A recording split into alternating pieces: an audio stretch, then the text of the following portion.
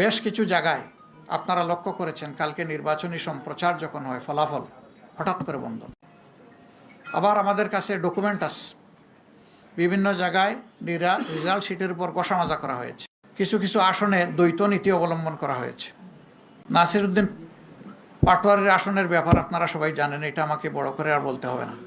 সেখানে কি হয়েছে, সেন্টার দখল করে একজন নেতার আপনজনের নেতৃত্বে সেখানে যা হয়েছে তার সাক্ষী এই দেশবাসী, বিশ্ববাসী, আপনারাও।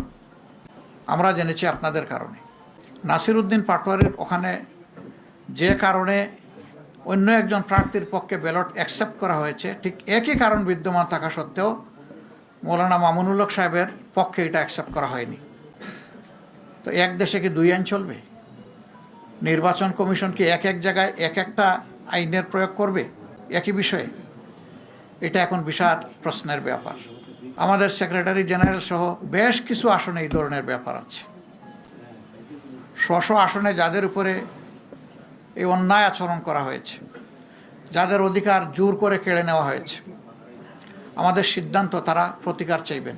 সুনির্দিষ্ট সময়ের ভিতরে যদি আমরা প্রতিকার পাই তাহলে এক কথা, কিন্তু যদি না পাই তাহলে এখানেও আমরা বাধ্য হব আমাদের পথ ধরতে।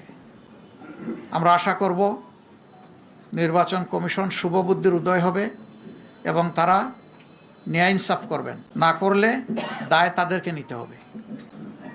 আমরা এখনও বলবো, দেশকে আমরা ভালোবাসি, ভালোবাসার জায়গা থেকে আমরা দেশের শান্তি শৃঙ্খলা এবং দেশের ঐক্য চাই।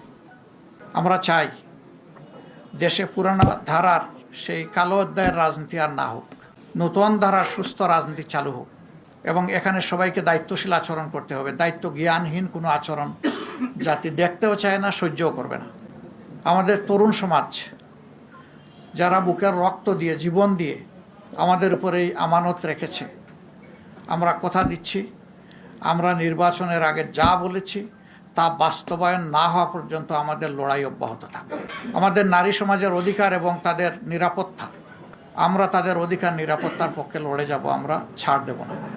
আমরা আশা করব জাতির সেন্টিমেন্টের প্রতি সম্মান রেখে নির্বাচনে অনিয়ম, দুর্নীতি, মাসুল পাওয়ার, কালো টাকা যাই হয়েছে এইটার প্রতিকার আমরা কিভাবে চাইব, নিয়মতান্ত্রিকভাবে আমাদেরকে চলতে দেন।